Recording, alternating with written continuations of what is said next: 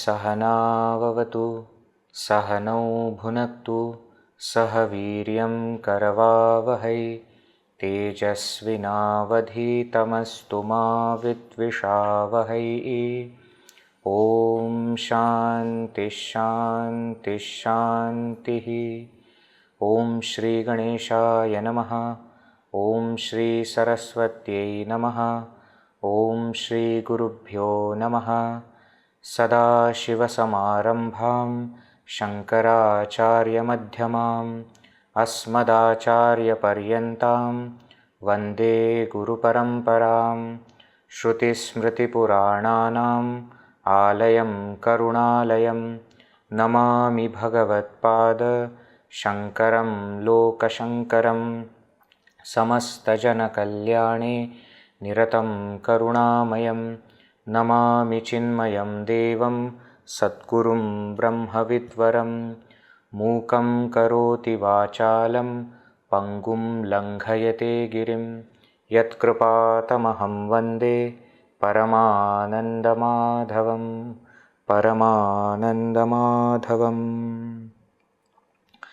सर्ववेदान्तसिद्धान्त गोचरं तमगोचरं गोविन्दं परमानन्दं सद्गुरुं प्रणतोऽस्म्यहम्।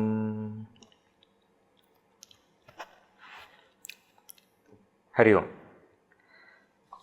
Lot of important days in this week.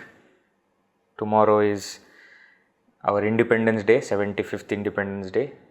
So very important day, and greetings to one and all here. India's 75th Independence Day. Also, Shri Krishna Janmashtami is on 18th. So hearty wishes and invoking Lord Krishna's blessings on each and everyone present here. Govindam Paramanandam. So we always prostrate to him only. We begin Mukam Karoti Vachalam. So Krishna Janmashtami is also coming in this week. Also, for us studying Vivekachoodamani here, this is a special day because we are completing 1 year, isn't it? Last year on 15th of August, we started this journey. We started the sessions on Vivekachoodamani, and now we are completing 1 year. In this 1 year, we have done classes every week. By God's grace, Shankaracharya's blessings, we are able to study consistently. May their grace and blessings be with us so that we continue studying this text and complete it also, and let that text also become part of our everyday life. That is the prayer at their feet. Now let us enter into the topic of today. So in the last session, after explaining Vijnanamaya Kosha, we saw how Bhagavan Shri Shankaracharya ji explains how I am not Jiva.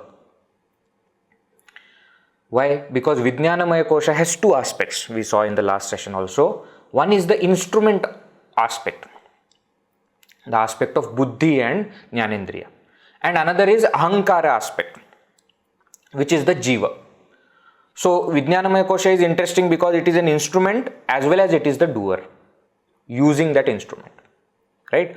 And we do have a feeling of body, mind, intellect being me, but not as deep as the feeling of individual being me, means I being individual. Sometimes I do have feeling that I am body, but sometimes I know that I am something more than body. I know I am more than mind and intellect. But an idea also doesn't come in our mind that I am something more than this individual. The individual which has all these equipment, all these instruments that the individual is using. So Jiva is our very close identity. And that is also a false identity. That is what Shankaracharya ji explains here from verse number 189, 190, 191. 3 verses he explains that the self, that is me, I am different from this jiva. This jiva is the one who experiences, through different embodiments, different states, does some actions, therefore becomes the doer and enjoyer also. But the self does not undergo any modification, never becomes doer and enjoyer actually. But while explaining, how does he explain? He says, Yaha ayam vijnanamaya. This vijnanamaya here in 189 means the self, of the nature of vijnana, consciousness. Mayat here is in the meaning of prachurarthe, is in the meaning of full of consciousness, like chinmaya. So this vijnanamaya, this self, praneshu hridhi spurati. Ayam jyotihi, this self-effulgent light, spurati, manifests in the heart, hridhi, praneshu, amongst all the pranas. In all the individuals, in all the equipment, there is one self that manifests. Kutasthasan atma, though it is kutastha, nitya, it is unchanging, eternal, karta bhokta bhavati, but appears to have become doer and enjoyer. Why? Upadhistha, because it is associated with upadhi. Very beautiful example is given to explain this point, that the sun gets reflected into a bucket of water. We know this example, isn't it? As many number of buckets, so many reflections. So bucket represents the gross body. The water in the bucket represents the subtle body, mind and intellect, right? And in that bucket there is reflection of water, reflection of sun, right? So as many buckets, so many reflections, but the sun is one. Now extending this example little further, now what happens? The sun is getting reflected into bucket of water. That reflection of sun falls into a room, and that reflection illumines the room. The sun is not entering into the room directly, because the room is structured like that. But sun is getting reflected into water, and that water reflection is illumining. I mean, the sun reflection is illumining the room. Beautiful example. So in the same way, the self, jiva, and the activity that jiva does. So the self is as it is kutastha, not doing anything.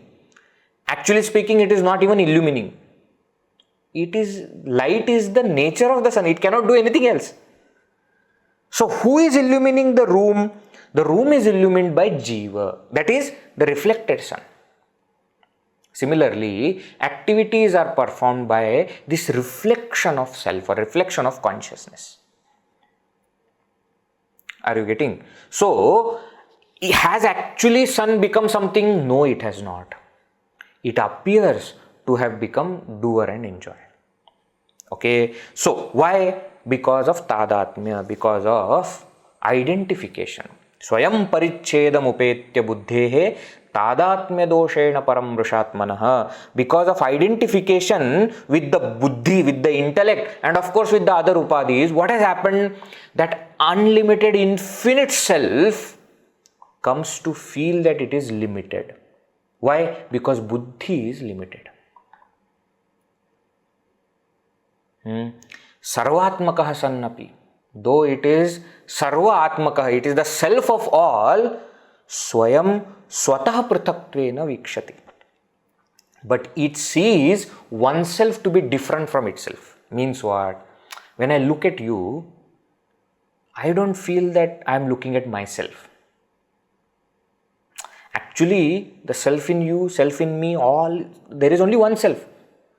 So everything is only self, but that self looks at self as something other than the self. That is what is happening. Why? Tadatmya doshena, because of fault of identification. I have identified with only this body. And therefore any other body, any other mind, any other intellect, I consider to be different from me. right? Mridah ghataniva, like the pots are seen to be different from the clay. Where is clay? We will say that clay is gone. Hey, clay is gone? Yeah, pot is there, but clay only is pot. But that pot is not seen as clay. Pot is seen as something other than clay. That is what has happened. Now, to understand this point, again let us take the example of dream, our favorite example. Why? You see, in my dream, when I create the entire dream world, there are people, there is a road, there are trees, there are, river, mountain, and there is me also in the dream. Actually speaking, every single part of the dream is me, but I don't feel it like that. So having created the whole dream world, I identify with only one body, and therefore I either enjoy or suffer in the dream. If I actually understand that everything is me only, then there will not be any suffering. Isn't it? There will not be any suffering. The tiger who is chasing you, if you understand that that is me, then what? Which tiger is going to eat whom? No, Veji, but the tiger may be me, but the tiger is going to eat me. You are still thinking that you are different from the tiger. Therefore, you are thinking that you are going to be eaten by the tiger. The fact of the matter is, you are neither the dreamer nor the tiger. You are the waker sleeping comfortably on your bed. Not knowing this and identifying with one body, one mind, one intellect in the dream also, one set of upadhis, I start looking at myself differently. And looking at myself differently means what? Everything is me only, but I don't see everything as me. That is what happens. Why? Upadhi sambandhavashat. Because of the association and identification with these upadhis, with the BMI, paratma hi, though it is Supreme Self, upadhi dharman anubhati. It takes on itself the characteristics of upadhis. Why? Because of identification. And then what happens? Then the characteristics of the upadhis change. I feel that I am changing. We have seen in the last session also, body is tall, body is short, body is thin, body is lean, body is fat. I think I am all that. My mind is happy, my mind is sad, my mind is depressed, my mind is angry. I feel I am all that. I am angry, I am sad, I am happy. I am understanding, not understanding is actually intellect's understanding and not understanding. But I take the characteristics, modifications, functions of the upadhis on myself. Why? Because I have identified with the upadhis. Another example. Suppose I am acting in a drama. I am acting in a drama. And in the drama, I am supposed to be playing a role of a girl. Now, I am a man, but I have to play a role of a girl. Then what? Then all my movements, the way I talk, the way I look has to change. Isn't it? Because I have to bring out that femininity in the character. Right. Now, suppose the drama is over and I still don't realize that I am only playing a character. Now I can talk as I normally talk. And suppose I keep on talking like that, keep on walking like that, keep on moving like that. What will you say? Hey, what are you doing? When you are playing in a role in a drama on stage, it is okay. All of us have started playing a role of a jiva. But while playing the role, we forgot who we actually are. That is what is happening. Why? Upadhi sambandhavashat. Because of the association with the upadhi. We are taking role means what? We are taking one upadhi on ourselves. Just as we are taking an upadhi, we should remove also and become one with the self. That we are not able to do. Tad gunaha. We become one with the characteristics, upadhis of the characteristics and functions of the upadhis, and we don't understand that I am something different. I am something much higher, much vaster, much inner than the jiva, right? So somehow this, in Gurudev's words, unholy wedlock has happened. The matter and energy has come together and they have given each other's properties on each other. Ayo vikaran avikarivannivat. Like the modifications of the iron ball are put on the fire, which is avikari, which is without any modification. In the same way, sadaika rupopi parasvabhāvāt, though it is one, sadaika rupaha, always of non-dual nature, though it is like that, it appears to be different, upadhi sambandha vashat, because of its association with upadhis. So description was over.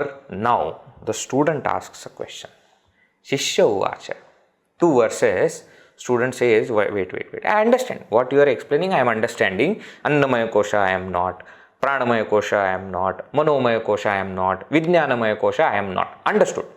And when I say Vijnanamaya kosha I am not, I also understand that I am not buddhi and I am not jiva also. 2 aspects of Vijnanamaya kosha I understand. Now question is, Brahmena api anyathava astu jīvabhāvah paratmanah. Paratmanah jīvabhāvah astu. Let there be individuality for the Supreme Self. Brahmena, because of delusion, api anyathava, or by any other reason, somehow that Supreme Self has become jiva, or the individuality has come to Supreme Self. Agreed. By why it has come, because of delusion or because of any other reason, that's okay. That's not the point. That is not what I am asking about. I am saying that somehow this individuality has come to the Supreme Self, but isn't the jiva beginningless? Tad upadhehe anaditvat na anadehe nashah ishyate. But we have been taught that jiva is beginningless. Avidya is beginningless. Now this jiva being part of Vijnanamaya kosha, that Vijnanamaya kosha also is beginningless. Isn't it? Upadhehe anaditvat. Now the upadhi being beginningless, anadehe nashah na ishyate. Whatever is beginningless will not end. So will not end. So ataha asya jīvabhāvah api. Then jīvabhāva also will not end. Why? Because it was there always. It is not that there was Supreme Self and at one point of time he became jiva. No. Jīvabhāva is beginningless. Jīvabhāva also will not end. Nitya bhavati samsritihi. Then samsara will become eternal. Why? Jīvabhāva is not ending. If jīvabhāva doesn't end, how? Na nivarteta. That samsara will not go away. Tat moksha katham me. Then how will there be liberation for me? Tan moksha means tasmat. Tasmat samsarat moksha katham bhavati.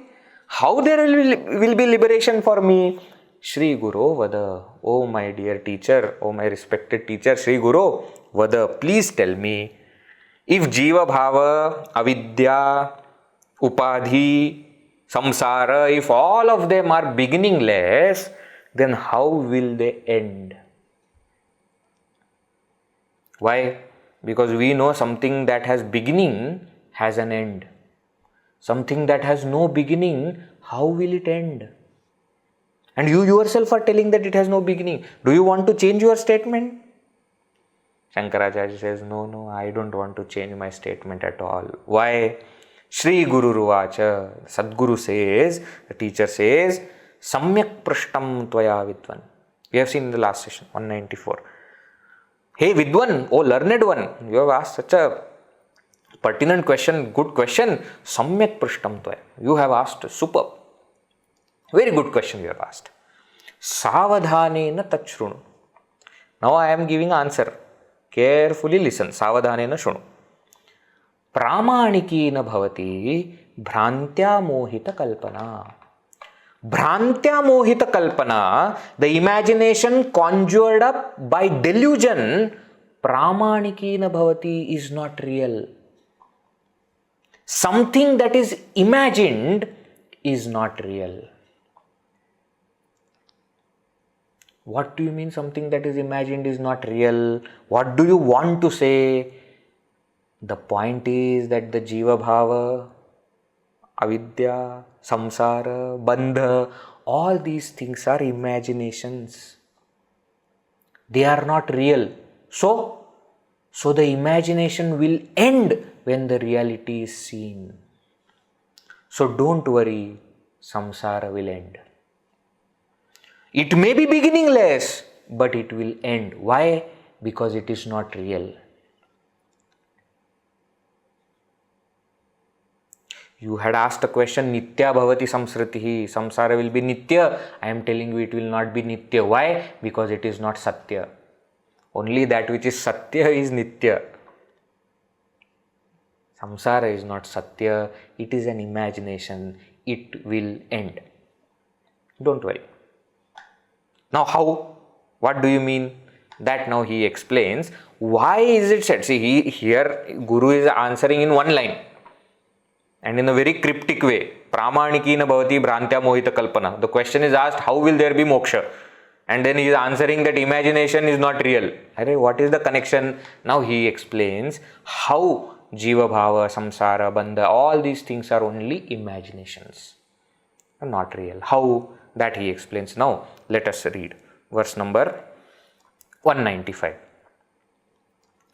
hrāntiṃ vinā tvasaṅgasya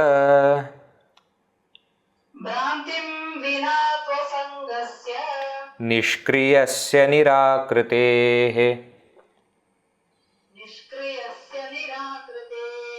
na ghaṭetārthasaṃbandho nabhaso nīlatādivat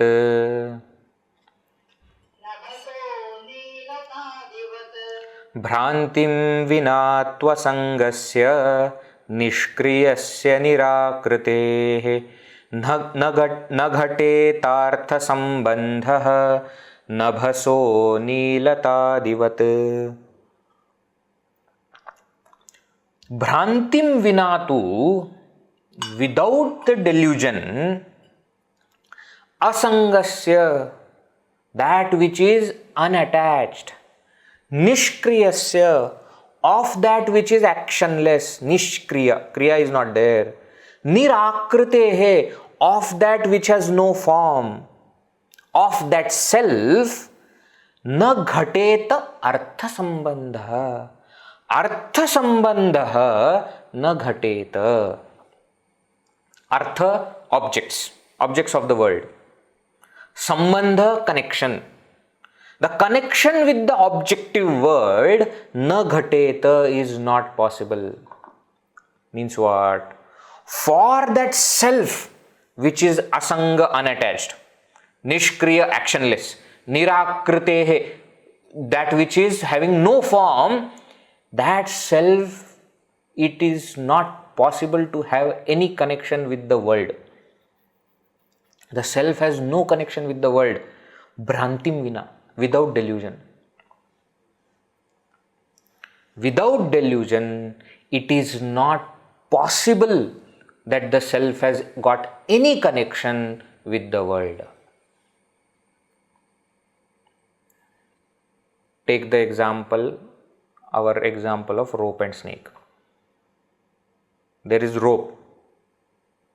Because of the dim light or because of the fear of snake or whatever may be the reason, you see that rope as snake.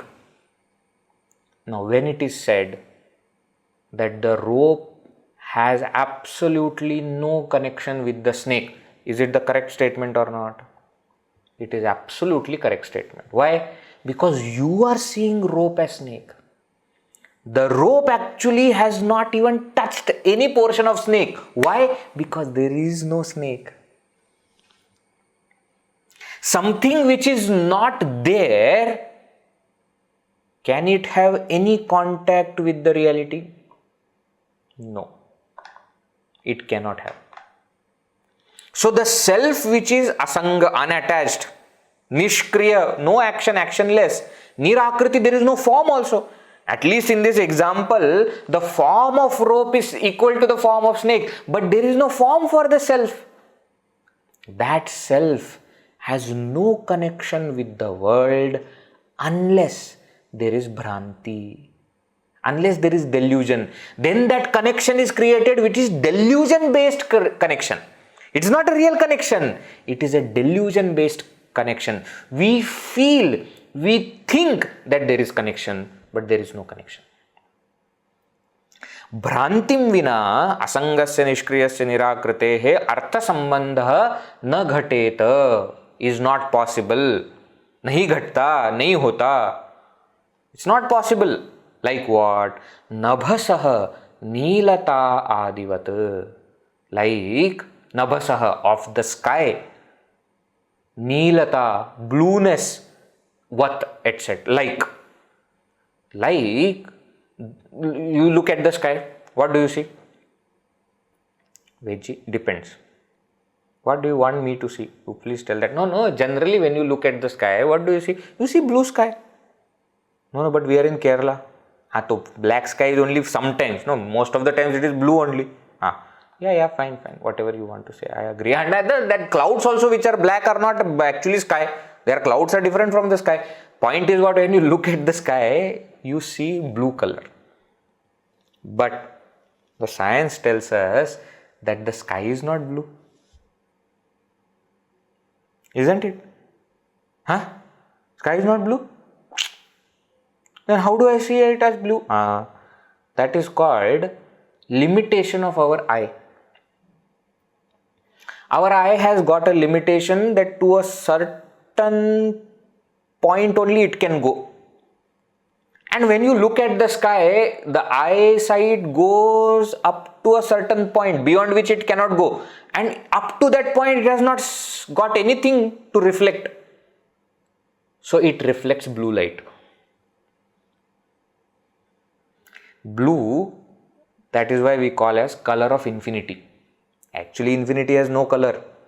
But when you look at infinity, you see blue color. Isn't it? Look at the ocean also. Don't you see blue ocean, green ocean, black ocean? But you touch the water. When you take some water in hand, will you see it as blue? No, because there now hand is there behind it. So eyes have got something to get reflection from. That blue color is gone. So the sky has no connection with blue color. Actually speaking, it is the fault of our eye, because of which we are putting that blueness on the sky and we say sky is blue. And nowadays in a poetic way, we say sky is pink, sky is red. All these poetic things are there, no? Means when you do something extraordinary,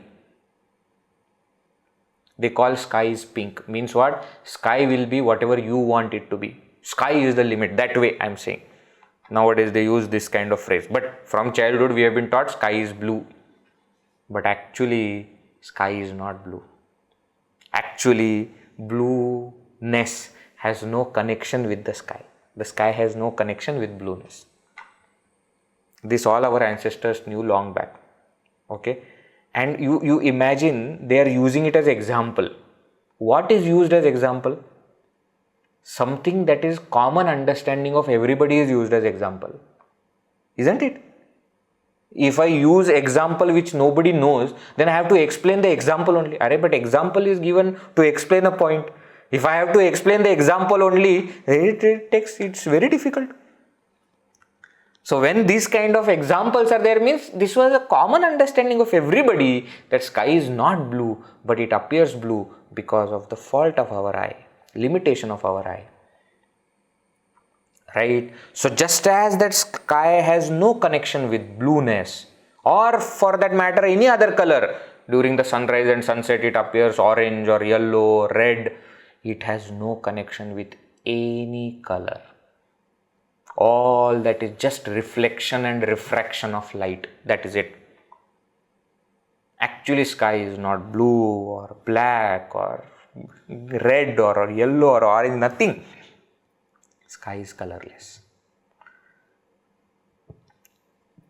So the self, which is also of this nature, of what nature? Unattached, actionless, without form, has no connection with the world unless there is delusion. Then that connection is delusion-based connection. Right? He explains further in the next verse. Let us read verse number 196. Svasya draṣṭurnirguṇasyākriyasya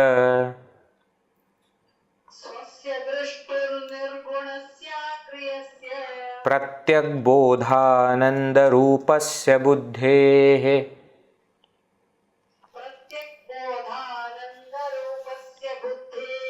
bhrāntyā prāpto jīvabhāvo na satyah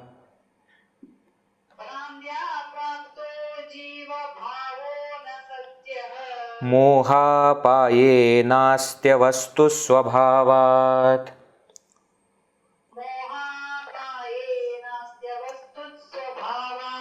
Svasya draṣṭurnirguṇasyākriyasya pratyagbodhānandarūpasya buddheḥ bhrāntyā prāpto jīvabhāvo na satyah mohāpāye nāstyavastusvabhāvāt.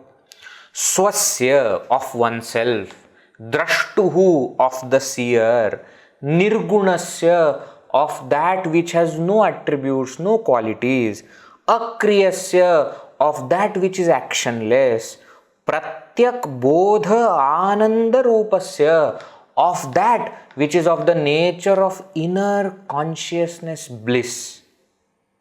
Of this kind of self, buddheḥ bhrāntyā, because of the delusion of the intellect, jīvabhāvo prāptah, individuality is attained. So the self has not actually become jiva. This is a very important point. Self has not actually become jiva. Self in the delusion considers itself to be jiva. It has not become jiva. There is no transformation which has happened. Why? Because if there is a transformation that has happened, then self has changed and then it is no more self. Self is that which never changes, isn't it? So there is no actual any change that has happened. Self is same. Because of the delusion of the intellect, jīvabhāvo prāptah. And that individuality which is gained, na satyah, is not real. Means what? The transformation is not real. The self was not actually become jiva. How do you know? Mohāpāye nāsti. When you remove that delusion, jīvabhāvo is not there. Which means what? The jīvabhāvo is not real. There is a rope, because of delusion, I am seeing it as snake. And therefore when delusion is removed, snake is gone. Which means what? The snake was not real. You should not see here and there, where is the snake gone, where is the snake? Our snake was never there.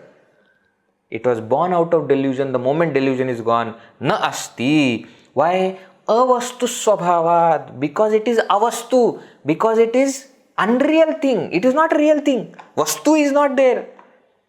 If something is real, then it should remain even when the delusion is gone. Just like rope. In the example, rope is more real than the snake. Why? Because rope is vyavaharika sattā, snake is pratibhasika sattā. So, rope, which is the transactional reality, is more real than the snake, which is apparent reality. But the true absolute reality is one, and that is the self. It has not actually become jiva. That jīvabhāvo is only because of mithyājñāno, is only because of delusion, bhranti. So there is no actual transformation that has happened. It is only an apparent transformation. It appears that it has transformed. Right? So, this jīvabhāvo, individuality which is seen means what? It appears to be there for the self, is not real, na satya. The self has not actually become jiva. When that delusion is gone, that jīvabhāvo will be removed. Why? Yāvadbhrāntistāvadevāsya, because it is not having any real existence. Its nature is unreal. Okay, when the delusion is gone, the appearance will go away.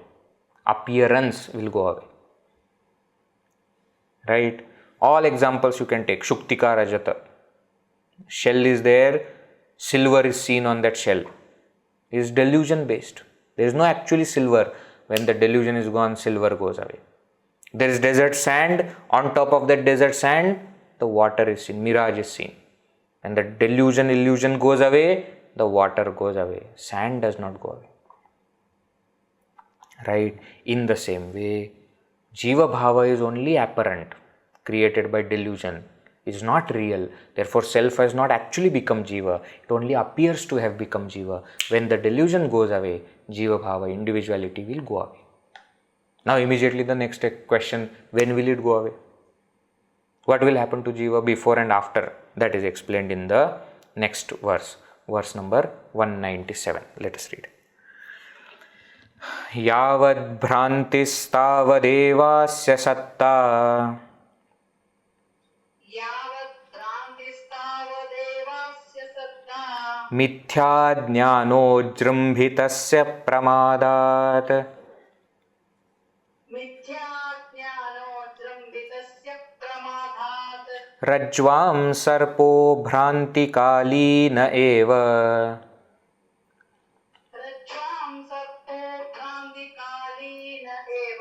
bhrānternāśe naiva sarpo'pi tadvat.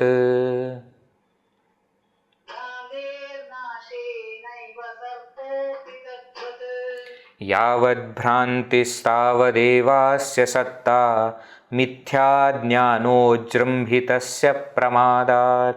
rajjvāṃ sarpo bhrāntikālīna eva. bhrānternāśe naiva sarpo'pi tadvat. Yavat, as long as bhrantihi, there is delusion, tavadeva, till then alone, asya sattā bhavati. Its existence is there. Whose? Its means whose? Jivas. Individualities, jīvabhāvas. So jīvabhāvo exists as long as there is delusion. Mithyājñānojjṛmbhitasya. Why? Because that jīvabhāvo is born from mithyājñāna, born from delusion, born from wrong understanding. Pramādāt, because of the carelessness. This mithyājñāna, because of this mithyājñāna, this jīvabhāvo is risen. Therefore, as long as there is delusion, there is jīvabhāvo. Example, rajjvāṃ sarpaha bhrāntikālīna eva. We have been seeing the example that only.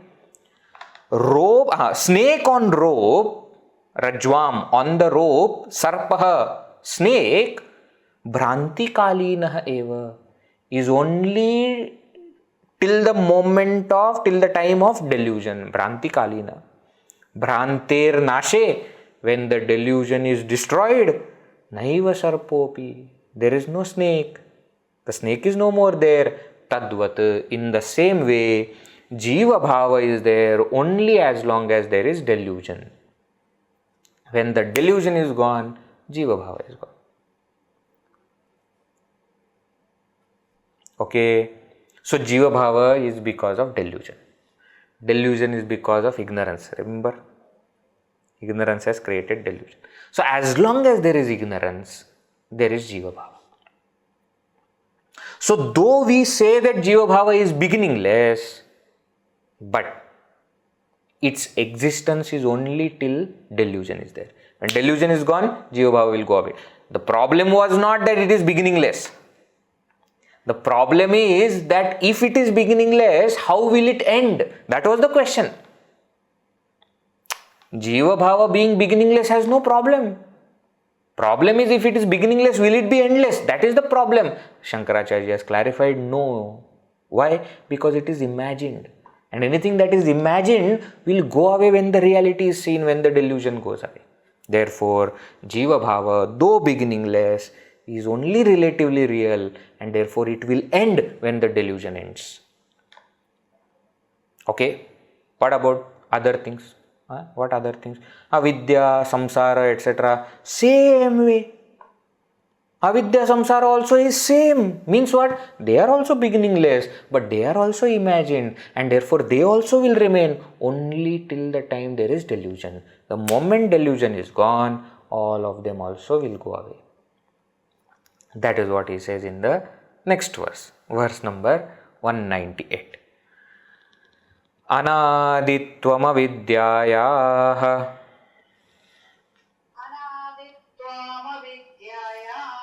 kāryasyapi tatheshyate utpannāyām tu vidyāyām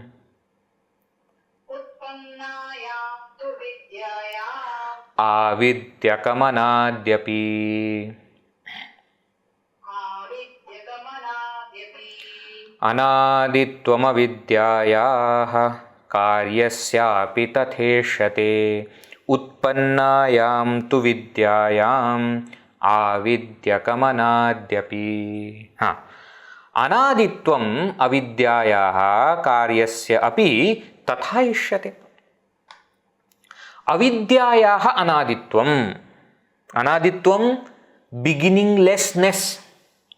Anadi, beginningless. Na adi, beginningless. Anāditva, beginninglessness means what? The quality of avidya, ignorance, of it being beginningless. So the beginninglessness of ignorance, kāryasya api, and also of its effects. Effects, karya means effects. Effects of what? Effects of ignorance. That is samsara.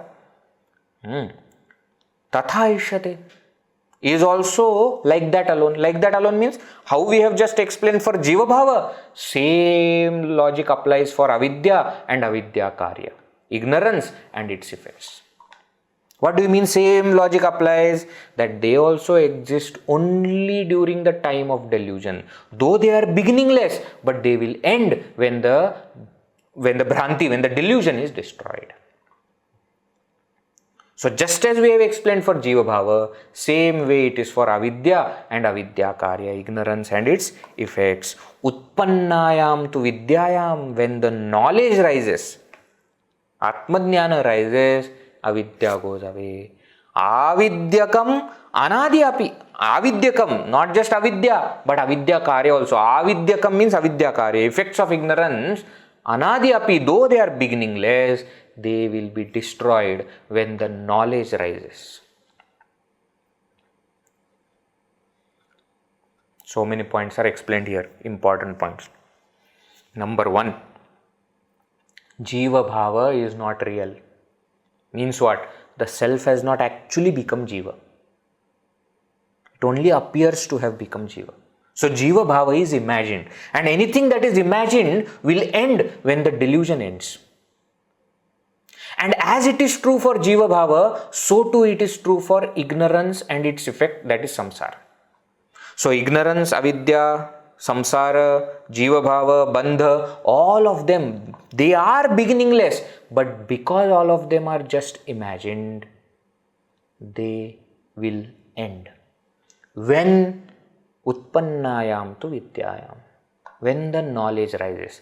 Now you know why we are studying. Why? Because by study, by purification of mind, by the single pointedness of the intellect, that atmajnana will take place, because of which avidya, avidya karya, that is samsara, bandha, jīvabhāvo, all of it will end. Okay. Example he gives in the next verse to explain the same point. Let us read verse number 199.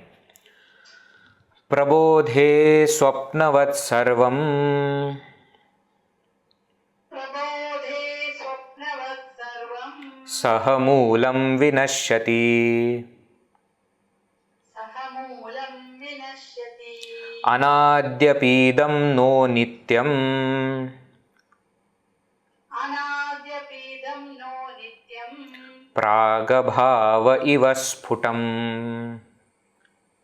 प्रागभाव इव स्फुटम् प्रबोधे स्वप्नवत् सर्वं सह मूलं विनश्यति अनाद्यपीदं no नित्यं प्रागभाव इव स्फुटम्. Beautiful example and beautiful concept also is there. Let us see. Prabodhe. Prabodhe, on waking up, swapnavat, like a dream. On waking up, like in the dream, sarvam, everything, saha moolam, along with its root, vinashyati, is destroyed. The moment you wake up, the entire dream and the desire or the vasana that created the dream, everything is destroyed. Nothing lingers on. Isn't it? You saw that in the dream you have 2 wives and 4 children and 5 servants and whatever. The moment you get up, all of that goes away at one stroke. Anadi apidam, though everything was beginningless, no nityam, it is not endless, it is not eternal. Something that is beginningless need not be endless. That is the point. Especially when that thing you are describing is an imagination, it appears to be beginningless, but it has an end. Now Shankaracharya ji is explaining this as a concept, that something which is beginningless is not necessarily endless. Means what? It can be there in the minus infinity, it has always been there, but not necessarily it will always be there. No, it will end. Like what? Prag abhavaha iva. Sputam. Sputam means clear. It is crystal clear. Like what? Like prag abhava. Now let us understand this concept of prag abhava. Okay? Little carefully you have to understand. Okay? Abhava. Abhava means non-existence.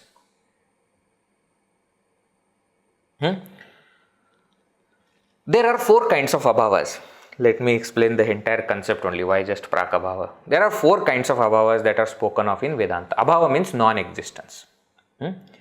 Pragabhava, pradhvamsa abhava, anyonya abhava, and atyanta abhava. I'll explain what is the meaning. Prag abhava means prior non-existence. Prior non-existence means this is a watch. This watch has got a manufacturing date. Yes or no? Means what? That this watch was made on a particular day, at a particular moment. Before that moment, it was non-existent. Correct? Correct? It is called prior non-existence. Prior non-existence. Before the object was made, the object was non-existent. So that is called as prior non-existence of the object. Now similarly, when this object will be destroyed, the watch is destroyed, then onwards there is again non-existence of the object, which is called as pradhvamsa abhava. Prag abhava, prior non-existence. Posterior non-existence. After it is destroyed, it is non-existent. Okay? Third abhava, anyonya abhava. You see, there is a watch, there is a handkerchief. Now, there is anyonya abhava of the watch in the handkerchief. Means what? Where handkerchief is, watch is not there. So there is non-existence of the watch in the handkerchief. The watch is not there in the handkerchief, and handkerchief is not there in the watch. So there is anyonya abhava, mutual non-existence. Okay? Fourth one, atyanta abhava, absolute non-existence. Means what? The watch is not there. I may be experiencing it, but it is not there. Or, classic example, the horns of the hare are not there. Son of a barren lady is not there. Flower in the sky is not there. You understand this concept? Non-existence, abhava concept we are understanding. Okay, 4 kinds of abhavas. Prag abhava, prior non-existence. Means what? Before the object was, there was a non-existence of the object. That is called as prag abhava. Pradvamsa abhava means after the destruction of the object, again there is non-existence of the object. That is called pradvamsa abhava. There is non-existence of one object in another object. That is called anyonya abhava. And there is non-existence of something which is never there. Is called as atyanta abhava. Okay? Understood this concept? Now, prag abhava, prior non-existence, is beginningless. Careful. Careful. The object has a beginning when it was manufactured, but its prior non-existence was beginningless. Are you understanding? Are you understanding? Not understanding? Let me explain further.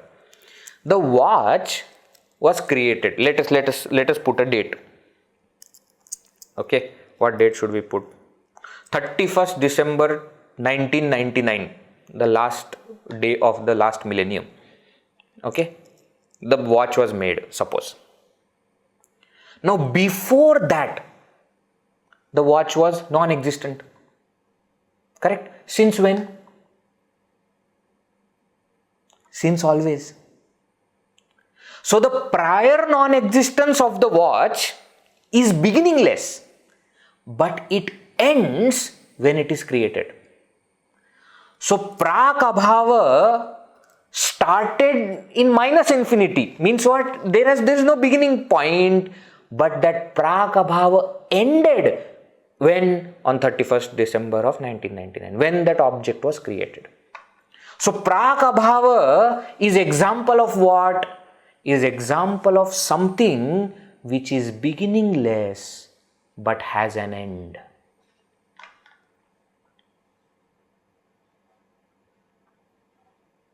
Anadi not necessarily means ananta. That which is anadi, beginningless, may have an end. Like what? Like prag abhava.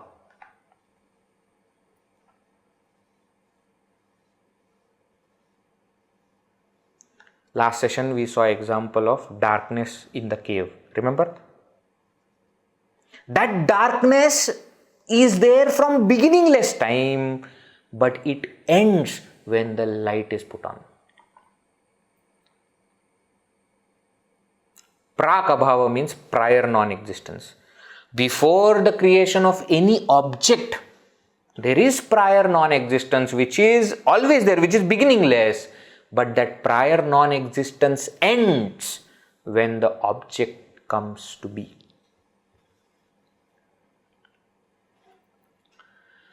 Shankaracharya ji is giving prāgabhāva as example. What does it mean? Everybody knows what is prāgabhāva and everybody is supposed to just understand the point. Because we don't know the philosophy, we have studied. What that is, the prāgabhāva is not the point here. Shankaracharya ji is explaining, just as when you wake up, the entire dream along with its root ends. Though it is beginningless, but it ends. You see, in dream also what happens? Dream is very interesting. The moment dream begins, everything comes at the same time. But we don't feel that everything has come at the same time. Suppose in my dream, my parents are there and mountain is there. I feel that I am there now. Before me, my parents were there. Before that, long back, this mountain was there. So mountain is there for many years. Parents are there for few years. I have come just now. Actually speaking, in the dream, the mountain, your parents and you, all of you have come at the same time. And the moment dream ends, everything goes also at the same time. But I don't feel it like that. Right? In the same way, jīvabhāvo, samsara, avidya, avidya karya, bandha, samsara, whatever, all of it is beginningless, but it is not endless. It ends when the delusion is gone. Getting it? Okay. That is what he explains in the next two verses. What? That prāgabhāva ends. That is what he is explaining. Let us read. Two verses we will have to read together because they are connected. Let us read. Verses 200 and 201. Anāderapi vidvamsaha. Anāderapi vidvamsaha. Prāgabhāvasya vikṣitaha.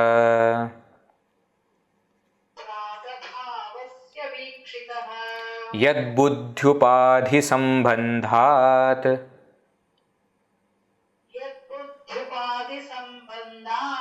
parikalpitamātmani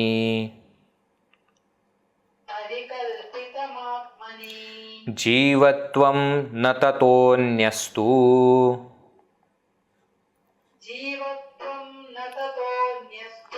svarūpena vilakṣanaha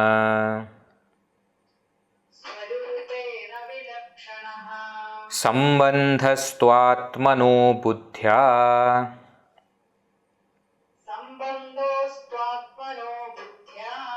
mithyājñānopurasaraha.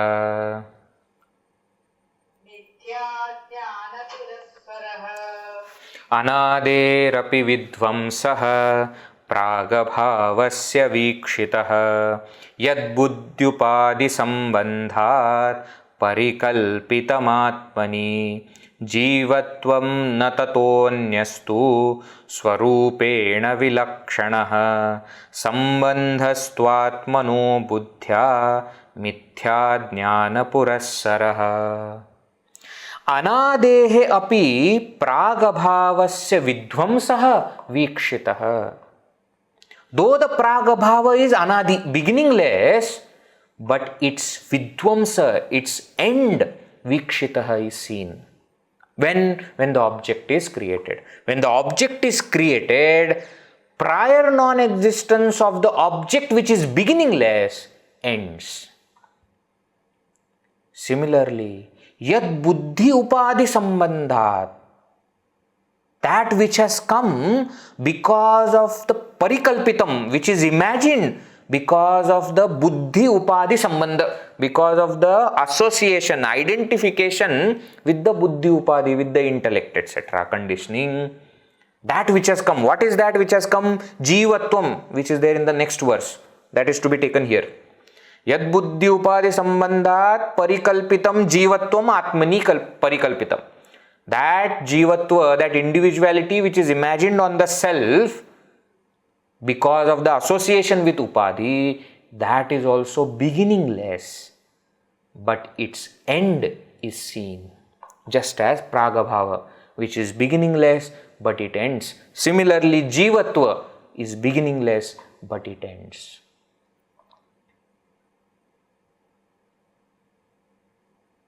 Are you getting? Okay. Oh, one doubt. What doubt? You said jivatva is beginningless. Yes. Which means jiva is beginningless? Yes. But jivatva ends? Yes. Which means jiva ends? Yes. If jiva ends, who gets moksha? If jiva ends, who gets moksha? What happens to the jiva? Ends means what? It gets destroyed. That jiva is not different from Brahman. Brahma satyam, jagan mithya, jiva brahma eva na aparaha. That is what he explains in the next verse. Tataha anyaha atma swarupena vilakshanaha na. Self, which is considered to be different from jiva, is by nature swarupena. Vilakshana is not different from it actually. So when you say jivatva ends, what do you mean? Jivatva ends means jiva realizes that it was never a jiva, it was always the self. Snake ends doesn't mean snake is destroyed. I have burned the snake. No. Snake ends also doesn't mean that snake has become now transformed into rope. No. Snake ends means realization takes place that snake was never there. Rope alone was.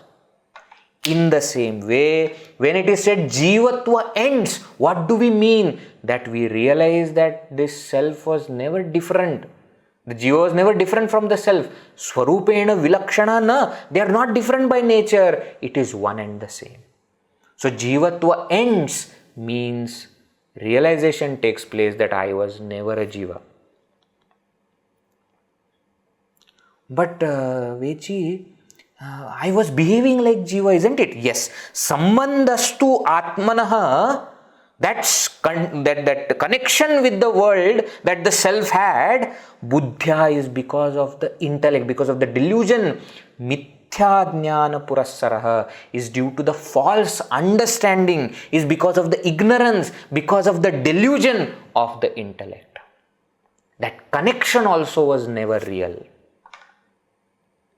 So neither the jiva is real, nor the connection of the self with the world is real. Neither the samsara is real, nor the ignorance is real. All of it was beginningless, but it was just imagination, delusion. The moment that delusion ends, all of that goes away. Jivatva ends. Jivatva ends means what? One realizes that I was never a jiva, I am not jiva, I am Brahman. I was Brahman, I am Brahman, I ever will be Brahman. There was no time when I was not Brahman. It was not that once upon a time I was Brahman, then I became jiva and now I have understood and therefore I have become Brahman again. No. Even when you thought you are jiva, you are Brahman alone. That's why nitya buddha mukta svabhāva. Nitya shuddha buddha mukta swarupa. Nitya mukta means ever liberated. Even when jiva thinks that he is deluded, is actually Brahman alone, but doesn't realize. So this jivatva, which is beginningless, agreed, but it is not endless, and therefore it will end when the delusion is destroyed by knowledge. Okay. Now that point he explains in the next verse. What? That the self-knowledge will destroy this delusion. Samyak jnana. Okay. That we will see in the next session. Okay. See how Shankaracharya is building the topic. After Vijnanamaya Kosha, he should have taken Anandamaya Kosha directly, but he raises a question from student. Why? Because it is important to understand at this point of time. Why? Because jiva is taken in the in the Vijnanamaya Kosha. So explanation is there that this Jivatva is beginningless, but it is not endless. It will end, and therefore samsara will end. There will be moksha. For whom? That is a difficult question. Why? Because Jiva is not there to have moksha. Self doesn't need moksha. So one for whom there was bandha, there will be moksha. But it was for Jiva, yes, and that Jiva is not there. Okay, that is the point. Let us see. Remaining 5 verses are there more where the Guru is answering this question, and then he continues with the Anandamaya Kosha. We will see in the coming classes. All right, let us conclude. Om Purnamada Purnamidam Purnat Purnamudachyate Purnasya Purnamadaya Purnameva Vashishyate. Om Shanti Shanti Shanti. Harihi Om Shri Gurubhyo Namaha. Harihi Om.